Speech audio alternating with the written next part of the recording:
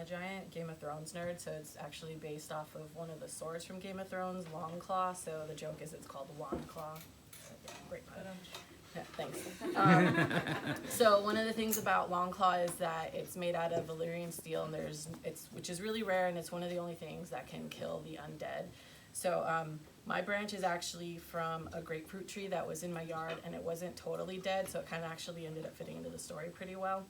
And so I didn't want to completely paint it so you couldn't see through it. So I used this stain instead, so you can actually see some of the wood coming through. Was it yellow at first? Yeah, it was a bit yellow. So you can see some of the wood coming through in the story is that the wand is so full of life, and that's why it can actually kill the undead, and you can't paint over it, so it's just kind of like bring it through.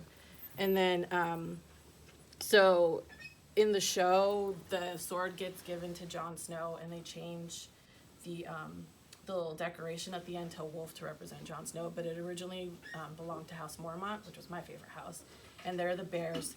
So my brother-in-law helped me out. He 3D printed this little bear for me, and then I made a mold and casted it and attached it to the end of my wand there, so you can see.